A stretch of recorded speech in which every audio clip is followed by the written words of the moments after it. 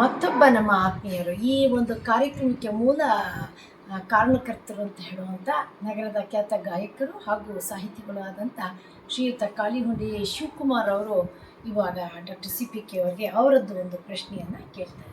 Sir sir ಈ ಸಂದರ್ಭದಲ್ಲಿ ನೀವು ಭೈರವ ಮೂರ್ತಿಗಳನ್ನ ಕೂಡ ನೆನೆಸ್ಕೊಳ್ಬೇಕಾಗುತ್ತೆ. ಯಾಕಂದ್ರೆ ಭೈರವ ಮೂರ್ತಿ ಮತ್ತು ನಿಮ್ಮ ಜೋಡಿ ಸಾಹಿತ್ಯದ ಮೈಸೂರು ಕಾರ್ಯಕ್ರಮದಲ್ಲೆಲ್ಲ ಇದ್ದೇ ಇರ್ತಿತ್ತು. ಹಾಗೇನೆ ನನ್ನ ಒಂದು ದೀಪ್ತಿ ಸಾಂಸ್ಕೃತಿಕ ವೇದಿಕೆ ಒಂದು ಸಾಹಿತ್ಯ ವೇದಿಕೆಯನ್ನು ಉದ್ಘಾಟನೆ ಮಾಡೋದಕ್ಕೆ ಇಬ್ಬರು ಕಾರಣರಾಗ್ತೀರಿ. ಈ ಕ್ಷಣದಲ್ಲಿ ಭೈರವ ಮೂರ್ತಿ ಅವರು ಇದ್ದಿದ್ರೆ ನಿಮ್ಗೆ ಏನು ಅನಿಸ್ತಿತ್ತು ಸರ್? ಜೊತೆಗೆ ಅವರ ಒಡನಾಟ, ಅವರ ವ್ಯಕ್ತಿತ್ವ, ಯಾಕಂದ್ರೆ ಎಲ್ಲರೂ ಸಾಹಿತ್ಯ ಬಗ್ಗೆ ನಿಮ್ಮ ಇದ್ರ ವ್ಯಕ್ತಿತ್ವ ಬಗ್ಗೆ ಕೇಳಿದ್ರು.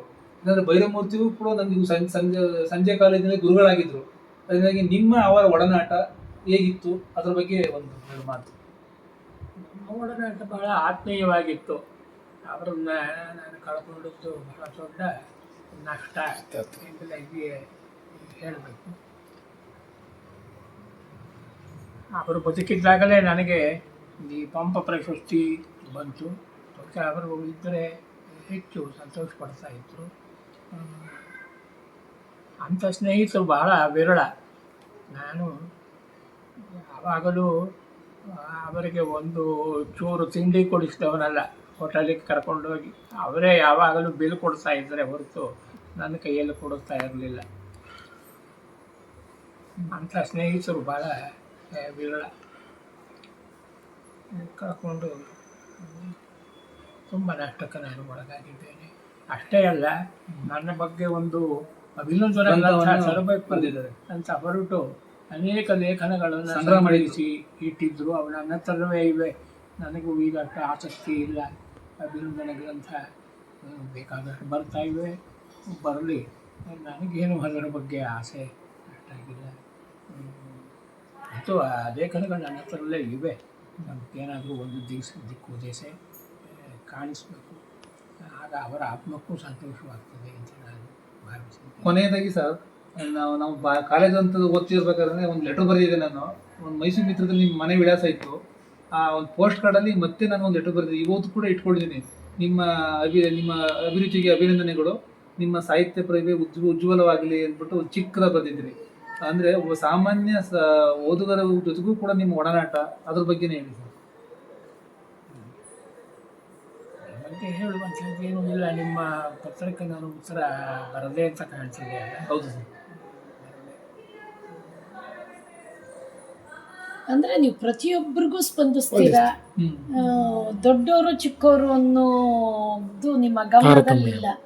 ಸಮಗ್ರವಾಗಿ ಯಾರೇ ಸಾಹಿತ್ಯದ ಆಸಕ್ತಿ ತೋರಿಸಿದ್ರು ಅವರ ಜೊತೆ ಸಂಪರ್ಕ ಮತ್ತು ಅವರಿಗೆ ಉತ್ತರ ಕೊಡೋ ಸೌಜನ್ಯತೆ, ಇದನ್ನೆಲ್ಲ ಬೆಳೆಸ್ಕೊಂಡಿರೋ ಮೇರು ಪರ್ವತ ನೀವು ಸಾಹಿತ್ಯ ಕ್ಷೇತ್ರದಲ್ಲಿ. ಈಗ ಕಡಿಮೆ ಆಗಿದೆ. ಹಿಂದೆ ಪ್ರತಿಯೊಬ್ಬರಿಗೂ ನಾನು ಉತ್ತರ ಬರೀತಾ ಇದ್ದೆ. ಪತ್ರ ಮುದ್ದಾದ ಅಕ್ಷರಗಳು ಈಗ ಕಡಿಮೆ ಆಗಿದೆ. ಕಡಿಮೆ ಆಗಿದೆ. ಮತ್ತು ನಾನಾ ಕಾರಣಗಳು ಈಗ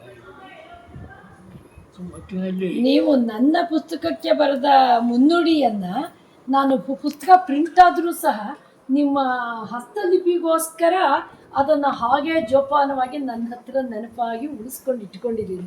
ಅದು ಸಂತೋಷ ಮೇಡಮ್.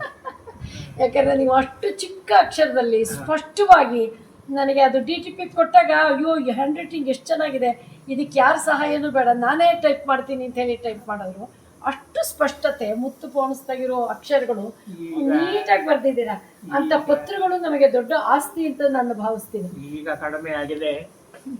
ಇಲ್ಲೆಲ್ಲ ಬರೀತಾ ಇದ್ದೆ ನಾನು. ನಿಮಗೆ ಇನ್ನೊಬ್ಬರ ಪರಿಚಯ ಇದೆಯೋ ಇಲ್ಲವೋ ನಿಮಗೆ ಗೊತ್ತಿಲ್ಲ. ವಸಂತ ಕಲ್ಬಾಗಲ್ ಅಂತ ಒಬ್ಬ ಲೇಖಕಿ ಇದ್ದಾರೆ, ಮೇಲ್ಕೋಟೆ ಕಡೆಯವರು. ಅವರು ನನ್ನ ಮುನ್ನುಡಿಯನ್ನು ತಮ್ಮ ಒಂದು ಕವನ ಸಂಕಲನಕ್ಕೆ ಹಾಕ್ಕೊಂಡಿದ್ದಾರೆ. ಇವರು ಬರೆಸಿದವರು ಅದನ್ನು ಕವಿತಾ ಪ್ರಕಾಶನ ಅವರು ಅದನ್ನು ಹೇಗಿದೆ ಮೇಡಮ್ ಮುನ್ನುಡಿ ಅಂತಂದರೆ ಬಹಳ ಚೆನ್ನಾಗಿದೆ ಸರ್ ಹಾಗೆ ಅಂತ ಹೇಳಿ ಅದನ್ನು ಅವರು ಹಾಕ್ಕೊಂಡು ಅವರು ಇದೇ ಮಾತು ಹೇಳ್ತಾ ಇರ್ತಾರೆ. ನಿಮ್ಮ ಹಸ್ತಾಕ್ಷರ ಭಾಳ ಸುಂದರವಾಗಿರ್ತದೆ ಹಾಗೆ ಅಂತ. ಹಸ್ತಾಕ್ಷರವೂ ಸುಂದರ, ನಿಮ್ಮ ಮಾತು ಸುಂದರ, ನೀವು ಸುಂದರ. ಅಯ್ಯೋ ಅದು ಮನಸ್ಸು ಪಾಪ ಆಹ್ಲಾದ ಅಂತ ಹೇಳಕ್ಕೆ ಇಷ್ಟೊಂದು ಇರುತ್ತೆ. ಸಮಯ ಬಹುಶಃ 1.5 ಗಂಟೆಗಳ ಕಾಲ ನೀವು ನಮ್ಮ ಜೊತೆ ಕಳೆದಿದ್ದೀರಾ. ಇವತ್ತು ಈ ಕಾರ್ಯಕ್ರಮ ತುಂಬಾ ಯಶಸ್ವಿಯಾಗಿದೆ. ನಿಮ್ಮ ಮನೆಯಂಗಳದಲ್ಲಿ ಇಷ್ಟೊಂದು ನಾವು ಸಮಯವನ್ನ ನಿಮ್ಮ ಮನೆಯಲ್ಲಿ ಕೊಟ್ಟು ಇಡೀ ನಿಮ್ಮ ಕುಟುಂಬ ಇದಕ್ಕೆ ಸಹಕರಿಸಿ, ಪಾಪ ಎಲ್ರಿಗೂ ಎಷ್ಟು ತೊಂದರೆ ಆಯ್ತೋ ಗೊತ್ತಿಲ್ಲ. ಇದು ಸ್ಟುಡಿಯೋ ಇಲ್ಲ, ನಮಗೆ ಮನೆಯೇ ಸ್ಟುಡಿಯೋ. ನನಗೆ ತೊಂದರೆ ತಗೊಳಕ್ ನಮ್ಮ ಕುಟುಂಬವೇ ಇಲ್ಲವಲ್ಲ. ಅವ್ರು ಆದ್ರೂ ಆಗ್ಲಿ ಪಾಪ ಮಕ್ಕಳು ಎಲ್ಲ ಅವ್ರು ಎಲ್ಲಿದ್ದಾರೋ ಗೊತ್ತಿಲ್ಲ. ಸಾಹಿತ್ಯಾಭಿಮಾನಿಗಳೇ, ಇಂದು CPK ಅವರ ಮನೆಯಂಗಳದಲ್ಲಿದ್ದೇವೆ. ಅವರ ಮನೆಯ ಚಾವಡಿ ಒಳಗಡೆ ಮಾತುಗಳನ್ನು ಕೇಳಿದ್ದೀರಿ. ಈಗ ಅವರಿಗೆ ಬಂದಿರುವ ಪ್ರಶಸ್ತಿ, ಬಿರುದುಗಳು ಎಲ್ಲವನ್ನ ಕೂಡ ಈ ಮನೆಯಂಗಳದಲ್ಲಿ, ಹೊಸದಾದ ಮನೆಯಂಗಳದಲ್ಲಿ ಅಚ್ಚುಕಟ್ಟಾಗಿ ಜೋಡಿಸಿದ್ದಾರೆ.